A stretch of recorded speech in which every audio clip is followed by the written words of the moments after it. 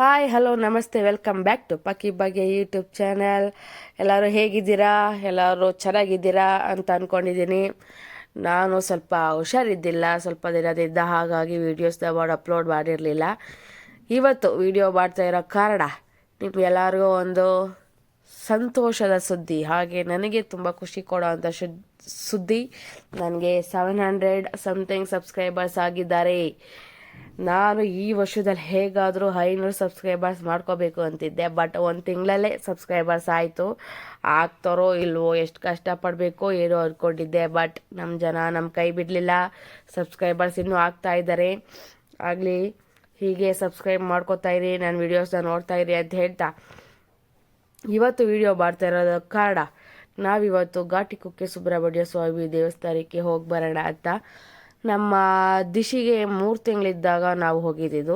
ಅದು ಬಿಟ್ಟರೆ ಹೋಗೇ ಇರಲಿಲ್ಲ. ಮತ್ತು ಲಾಸ್ಟ್ ಯಾವಾಗೋ ಒಂದ್ಸಲಿ ಹೋಗೋಣ ಅಂತ ಅಂದ್ಕೊಂಡು ರೆಡಿ ಆಗ್ತಾ ಇದ್ದೆ ನಾನು. ನಮ್ಮ ಮನೆಯವ್ರು ಏನಕ್ಕೂ ಲೇಟ್ ಮಾಡಿದ್ರು, ರೆಡಿ ಆಗ್ಬಿಟ್ಟು ಮಲ್ಕೊಂಬಿಟ್ಟಿದ್ರು. ಹಾಗಾಗಿ ನನಗೆ ಕೋಪ ಬಂದು ನಾನು ಬರೋದೇ ಇಲ್ಲ ಹೋಗು ಅಂತ ಅಂದ್ಬಿಟ್ಟು ಅವತ್ತು ಕ್ಯಾನ್ಸಲ್ ಆಗೋಗಿತ್ತು.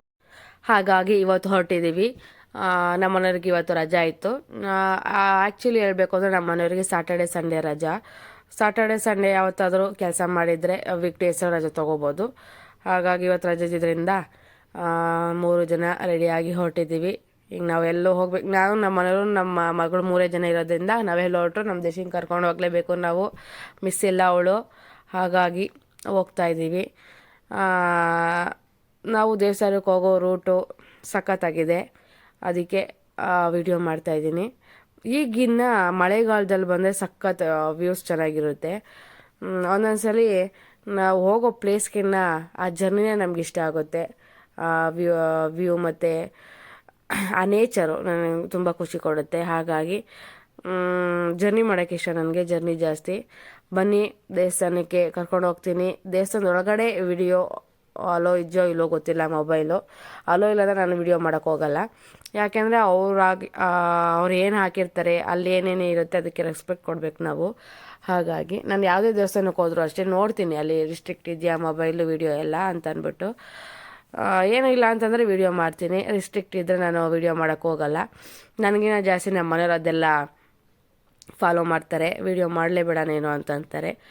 ಹಾಗಾಗಿ ನೋಡಿ ಎಷ್ಟು ಚೆನ್ನಾಗಿದೆ ಆನ್ ದ ವೇ ಹೋಗ್ತಾ. ಬಟ್ ಇಲ್ಲಿ ಕಾಸ್ಟ್ಲಿ, ಮಾತಾಡ್ಸೋಕ್ಕಾಗಲ್ಲ ಇಲ್ಲೆಲ್ಲ ರೇಟ್ನ.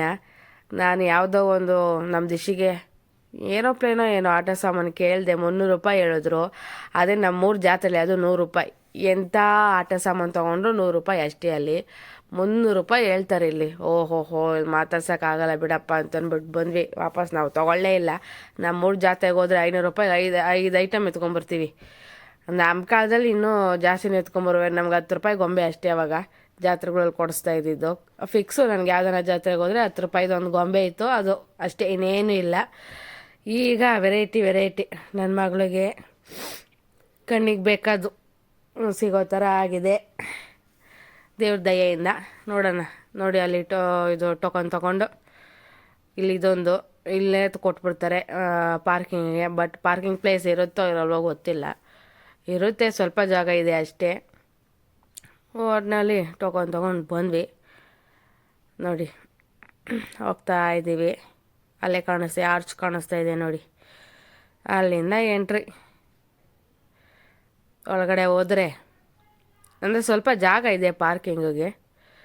ಒಳಗಡೆ ಹೋಗಿ ನೋಡ್ಬೇಕು. ಅಲ್ಲಿ ಅಂತೂ ದೇವ್ರ ಸಾಮಾನು ತೊಗೊಳ್ಳಿ, ಪೂಜೆ ಸಾಮಾನು ತೊಗೊಳ್ಳಿ ಅಂತ ನಾವೇನು ಹೋಗೋದೇ ಬೇಡ, ಅವ್ರು ಎಳ್ಕೊಂಡು ಹೋಗ್ಬಿಡ್ತಾರೆ ಅಂಗಡಿ ಹತ್ರ. ಹೋಗೋಣ, ಹೋಗಿ ದೇವ್ರ ದರ್ಶನ ಮಾಡಿಕೊಂಡು ನೆಮ್ಮದಿಯಾಗಿ ಒಂದು ಸ್ವಲ್ಪ ಹೊತ್ತು ಕೂತು ಬರೋಣ ಅಂತ ಅಂದ್ಕೊಂಡಿದ್ದೀವಿ. ವಿಡಿಯೋ ಕಂಟಿನ್ಯೂ ಮಾಡ್ತೀನಿ, ನೋಡ್ತಾಯಿರಿ.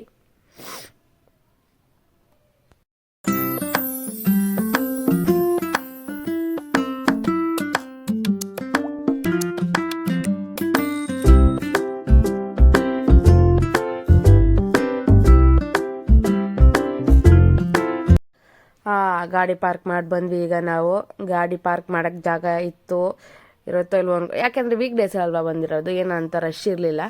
ಹಾಗಾಗಿ ನೀಟಾಗಿ ಗಾಡಿ ಪಾರ್ಕ್ ಮಾಡ್ಬಿಟ್ಟು ಬಂದ್ವಿ.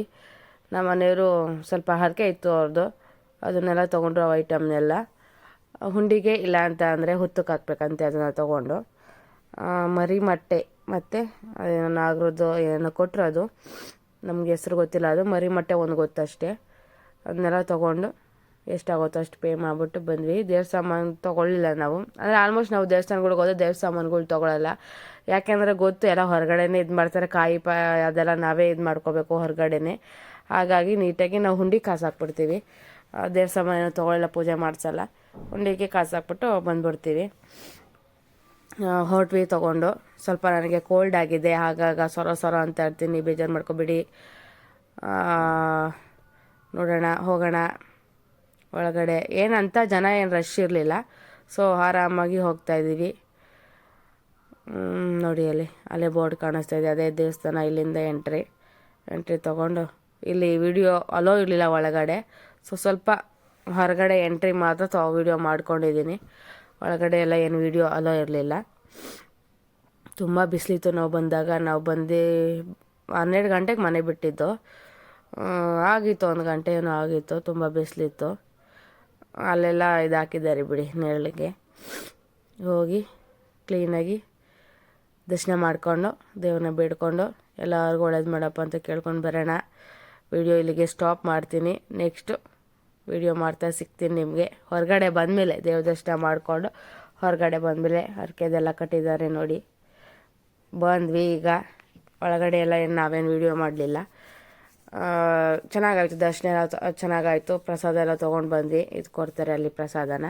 ಬಂದು ಊಟ ಹಾಕ್ತಾಯಿದ್ರು, ಸೊ ಊಟ ಮಾಡೋಣ ಅಂತ ಅಂದ್ಬಿಟ್ಟು ಊಟ ಮಾಡ್ತಾಯಿದ್ದೀವಿ. ಅನ್ನ ಸಾರು, ಹೆಸ್ರು ಕಾಳು ಸಾರು, ಪಾಯಸ, ಅನ್ನ, ಮಜ್ಜಿಗೆ. ಹೊಟ್ಟೆ ತುಂಬ ಅಷ್ಟು ಊಟ ಕೊಡ್ತಾರೆ. ಅಲ್ಲೇ ಊಟ ಮಾಡಿಕೊಂಡು ಹಾಗೆ ದಿಶಿಗೂ ಸ್ವಲ್ಪ ಊಟ ತಿನ್ನಿಸ್ಕೊಂಡು ಬಂದ್ವಿ. ಯಾಕೆಂದ್ರೆ ಅವಳು ಹೊಟ್ಟೆ ಹಸ್ಕೊಂಡ್ಬಿಡ್ತಾಳೆ ಅಂತ. ಹಾಲು ತಂದಿದ್ದೆ ಬಾಟಲಲ್ಲಿ, ಆದ್ರೂ ಊಟ ಹಶ್ವಾಗಿತ್ತೇನೋ ಅಂತಂದ್ಬಿಟ್ಟು ತಿಂದ್ಲು ಅವಳು ಪಾಪ ಊಟ ಮಾಡಿಕೊಂಡು.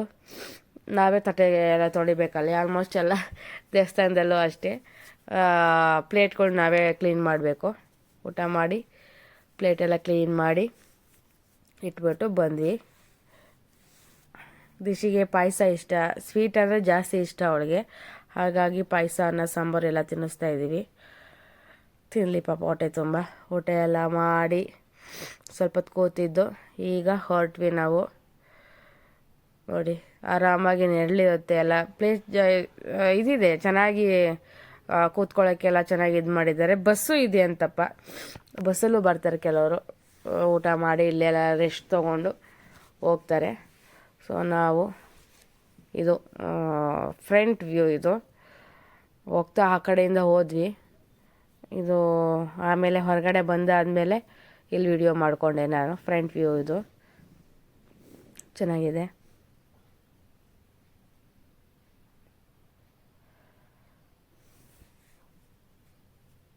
ಹಾಗೆ ನನ್ನ ವೀಡಿಯೋಸು ನಿಮಗೆ ಇಷ್ಟ ಆಗ್ತಾಯಿದ್ರೆ ಪ್ಲೀಸ್ ಸಬ್ಸ್ಕ್ರೈಬ್ ಮಾಡ್ಕೊಳ್ಳಿ.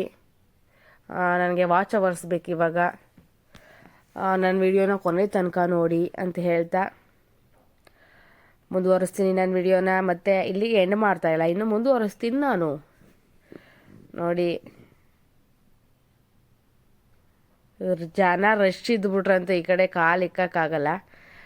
ಹಾಗೆ ನಾವು ಹೋಗ್ತಾಯಿದ್ದೀವಿ. ಮೇಯ್ನು ನಮ್ಮ ದಿಶಿಗೆ ಈಗ ಅವಳ ಫೇವ್ರೇಟ್ ಕಡಲೆಪುರಿ ತೊಗೋಬೇಕು ನಾವು. ಅವಳಿಗೇನು ಭಾರಿ ಇಷ್ಟ ಕಡಲೆಪುರಿ ಅಂದರೆ, ಪ್ರಾಣ ಬಿಡ್ತಾಳೆ. ಅಲ್ಲಿ ನೋಡ್ತಿದ್ದಂಗೆ ಕೈ ತೋರಿಸ್ತಾ ಇದ್ಲು. ಈಗ ಕಡಲೆಪುರಿ ತೊಗೊಂಡು ಹೊಡ್ತೀವಿ. ನೋಡಿ ಚೆನ್ನಾಗಿದೆ ಇದು ಕಡಲೆಪುರಿ. ಇದಕ್ಕೆ ಅಂತಲೇ ಬಂದ್ವಿ ಈಗ ಕಡಲೆಪುರಿ ತೊಗೊಳ್ಳೋಣ ಅಂತ. 100 ರೂಪಾಯಿ ಮಿಕ್ಸ್ ಹಾಕ್ಬಿಡಿ. ಹಾಂ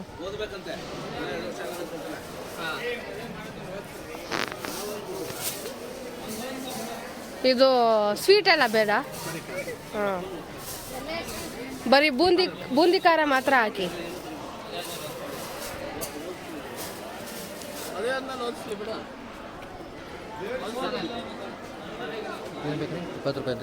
ಏನು ಬೇಡ.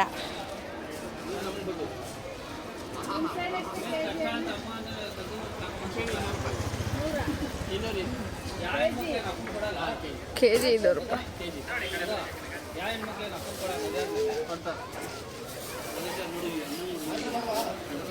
ರಿಷಿ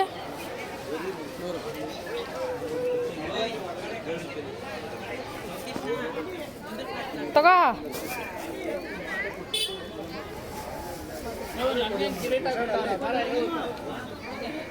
ನಮ್ಗೆ ಕಿರೀಟ ಕೊಟ್ಟಾರ, ನಮಗೂ ಅಷ್ಟೇ.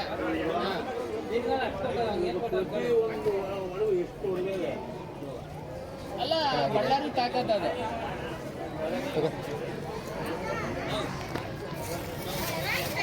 ಬಳ್ಳಾರಿ ತಾಕತ್ತದ. ಕಡಲೆಪುರಿ ತೊಗೊಂಡು ಬಂದ್ವಿ. ಹಾಗೆ ನೀವು ಕೇಳಿಸ್ಕೊಂಡಿರ್ಬೋದು, ಕಡಲೆಪುರಿ ತೊಗೋಬೇಕಾದ್ರೆ ಒಂದು ಕಾನ್ವರ್ಸೇಷನ್ ಆಗ್ತಾಯಿತ್ತು. ಒಂದು ಹುಡುಗಿಗೆ ಮದುವೆ ಮಾಡಬೇಕು ಅಂತ ಇದ್ದಾರೆ. ಬಟ್ ಆ ಹುಡುಗಿ ಇಲ್ಲ, ನಾನು ಇನ್ನೂ 1-2 ವರ್ಷ ಮದುವೆ ಆಗಲ್ಲ, ನಾನು ಓದಬೇಕು ಅಂತ ಇದ್ಲು ಅಂತೇನೋ ಹೇಳಿದ್ಲಂತೆ. ಅವ್ರ ಮದುವೆ ಆದಮೇಲೆ ಓದಲಿ ಅಂತೇನೋ ಅಂತಾಯಿದ್ರು. ಅವರಿಷ್ಟ, ಅವ್ರೇನೋ ಮಾಡ್ಕೊಳ್ಳಿ. ಬಟ್ ನಾನು ಹೇಳೋದು, ಯಾವುದೇ ಒಂದು ಹೆಣ್ಮಗು ಓದ್ತೀನಿ ಅಂತಂದಮೇಲೆ ಓದಿಸ್ಬಿಡ್ಬೇಕು ಆ ಹುಡುಗಿನ. ಅವ್ರು ಓದಿ ನಮ್ಗೆ ತಂದು ಕೊಡ್ತಾರ, ಓದ್ಬಿಟ್ಟು ಏನು ಅಪ್ಪಂಗ ತಂದು ಕೊಡ್ತಾಳೆ ಅಂತೇನೇನೋ ಅಂತಾಯಿದ್ರು. ನಾನೊಂದು ಹೇಳೋದು, ಇವಾಗ ನಾವು ಮಕ್ಕಳನ್ನ ಓದಿಸ್ತಾ ಇದ್ದೀವಿ, ಚೆನ್ನಾಗಿ ಎಜುಕೇಷನ್ ಕೊಡ್ತಾ ಇದ್ದೀವಿ ಅಂತ ಅಂದರೆ ಅವರು ದುಡ್ದುಬಿಟ್ಟು ನಮ್ಮ ಕೈಗೆ ಸಂಬಳ ತಂದು ಕೊಡಬೇಕು, ನಮ್ಮನ್ನು ಚೆನ್ನಾಗಿ ನೋಡ್ಕೋಬೇಕು ಅನ್ನೋ ಒಂದು ಇಂಟೆನ್ಷನಲ್ಲಿ ಯಾವುದೇ ಕಾರಣಕ್ಕೂ ಮಾಡೋಕ್ಕೆ ಹೋಗ್ಬಾರ್ದು. ಸ್ವಾರ್ಥ ಇರಬಾರ್ದು ಅಪ್ಪ ಅಮ್ಮದಿರಲ್ಲಿ. ನಾವು ನಮ್ಮ ದಿಶಿಗೂ ಅಷ್ಟೇ, ಅವಳು ಏನು ಓದ್ತಾಳೋ ಅದನ್ನು, ಗಂಡಾಗಲಿ ಹೆಣ್ಣಾಗಲಿ ಅದರಲ್ಲಂತೂ ಭೇದ ಭಾವ ಮಾಡಬಾರ್ದು. ಗಂಡಿಗೆ ಯಾವ ರೀತಿ ಮಾಡ್ತೀವೋ ಹೆಣ್ಮಗುಗೂ ಅದೇ ರೀತಿ ಮಾಡಬೇಕು. ನಮ್ಮ ದಿಶಿನೂ ಅಷ್ಟೇ, ನಾವು ಚೆನ್ನಾಗಿ ಓದಿಸ್ತೀವಿ. ಅವಳು ಚೆನ್ನಾಗಿ ಓದಿದ್ಲಾ, ಏನು ಓದ್ತಾಳೋ ಅದನ್ನು ಚೆನ್ನಾಗಿ ಓದಿಸ್ತೀವಿ. ಅದ್ಬಿಟ್ಟು ಬೇರೆ ಏನಾದರೂ ಮಾಡಬೇಕು ಅಂತಾಳೆ ಅದನ್ನು ಮಾಡಿಸ್ತೀವಿ. ಅವಳು ದುಡ್ದುಬಿಟ್ಟು ನಮಗೆ ತಂದ್ಕೊಡ್ಬೇಕು, ನಮ್ಮನ್ನು ಸಾಕಬೇಕು ಅನ್ನೋ ಒಂದು ಮನೋಭಾವ ನಮ್ಮ ತಲೆಯಲ್ಲಂತೂ ಇಲ್ಲ. ನಾನು ನನ್ನ ಮಗಳು ಫ್ಯೂಚರ್ ನಾನು ನೋಡ್ತೀನಿ. ಅವಳ ಕಾಲ ಮೇಲೆ ಅವಳು ನಿಂತ್ಕೊಂಡು ಅವಳ ಜೀವನ ಅವಳು ಮಾಡಬೇಕಷ್ಟೇ, ಯಾರ ಮೇಲೂ ಡಿಪೆಂಡ್ ಆಗ್ದಂಗೆ ಅಂತ ಹೇಳ್ತಾ, ಎಲ್ಲ ಹೆಣ್ಮಕ್ಳುಗಳು ಅಷ್ಟೇ, ನಿಮಗೆ ಓದಬೇಕು ಅಂತಿದ್ಯಾ, ಬೇರೆ ಏನಾದರೂ ಅಚೀವ್ ಮಾಡಬೇಕು ಅಂತಿದ್ಯಾ, ಮದುವೆಗಿನ ಮುಂಚೆನೇ ಮಾಡ್ಕೊಂಬಿಡಿ. ಮದುವೆ ಆದಮೇಲೆ ಅಂತೂ ಆಗಲ್ಲ ಯಾವುದೇ ಕಾರಣಕ್ಕೂ.